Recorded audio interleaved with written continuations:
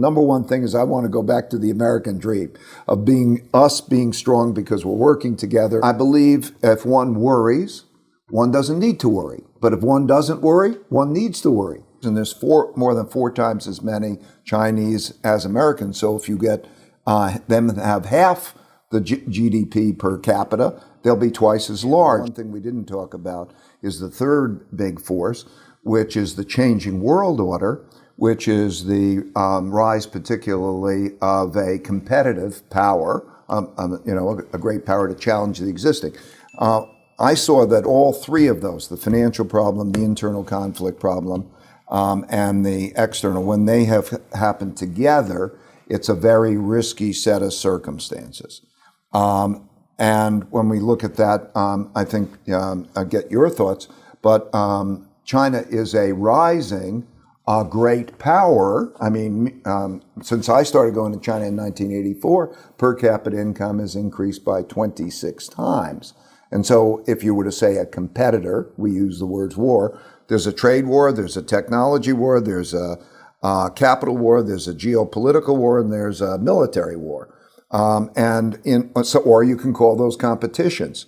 They've become very effective competitors, and there's more than four times as many Chinese as Americans. So if you get them to have half the GDP per capita, they'll be twice as large. Ray, I first visited China in 1979, and I went to Shanghai, and it was like Boston during the worst blizzard, in the sense that you walk down the middle of the streets, and every once in a while a motorized vehicle would come, and then you'd have to go to the side of the road.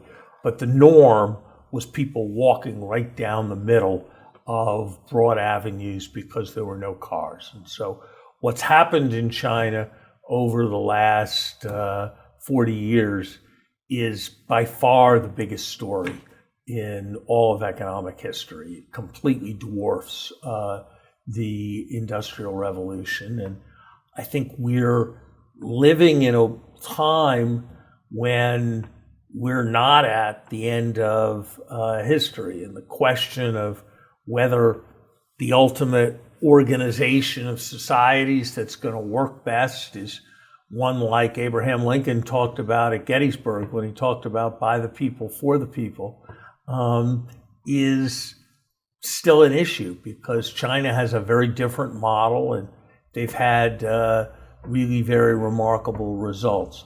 I think, and this is someplace where I think you and I may not have the same view, I think the combination of forces that they are now facing, the huge overhangs of real estate, the difficulty of exiting from COVID, the consequences of being a society where the average woman only wants to have one child, the difficulty of running by socialist control an economy as large as theirs.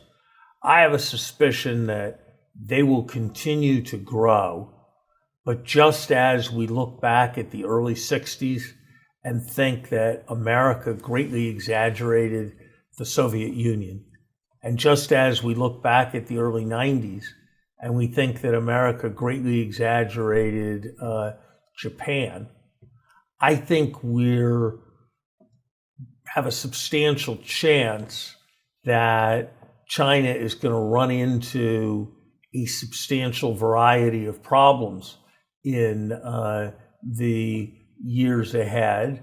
And we need to be very careful to be engaged with China in a way that is respectful of their economic scale and power, but engaged in a way where we cannot be blamed for the difficulties and problems that they may well encounter as a society. And so I worry about the degree of truculence that I hear coming out of Washington. It seems to me that whether you agree with somebody or you don't agree with somebody, whether you like somebody or you don't like somebody, it's almost always better to be engaged in some kind of dialogue and some kind of search for issues of mutual understanding. When historians look back at Politico's 30th anniversary, I don't think China is going to seem quite as formidable relative to the United States as it does today, but it's a very hard judgment to make. I think your last words, it's a very hard judgment to make, is the most accurate way. I've been through 5 major debt crises in the United States when we couldn't pay our bills. And I know that we know about debt restructuring and if the debt is in your currency and how you can deal with that. And I'm not arguing one way or another. I'm saying that that can't be taken, and hope is not a strategy, that being strong yourself and us doing the first 2 things right is very, very important. So I don't think we can hope.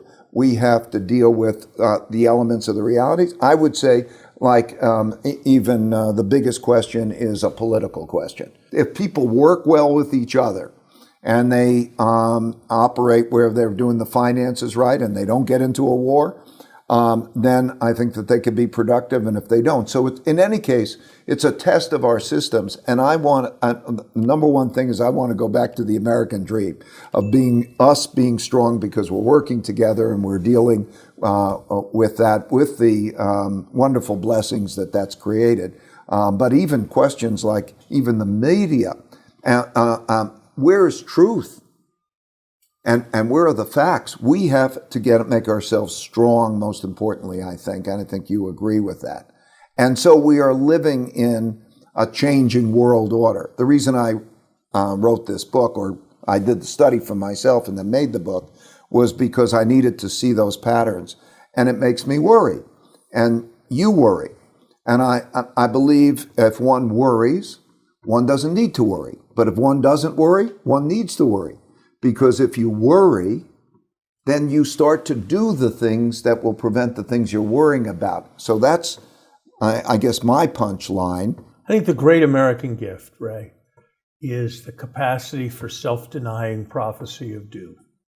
That if you look at American history, whether it's what people thought the Cold War was over and Japan had won, whether it's the missile gap, whether it's the worries about our democracy during the McCarthyist period, whether it's the people who say Franklin Roosevelt should have become a dictator at the beginning of the Depression because that was the only way we'd get out of the Depression, whether it was Patrick Henry who said in 1792 that the spirit of the revolution had been lost. We have these Jeremiads of doom and fear, and that is what is the catalyst to change and repair that makes us resilient. And the moment I will worry most for our future is when we become complacent and serene. And as long as there are people like you, Ray, who signal the need for alarm, as long as we have that capacity to become alarmed, I think we will make our way through.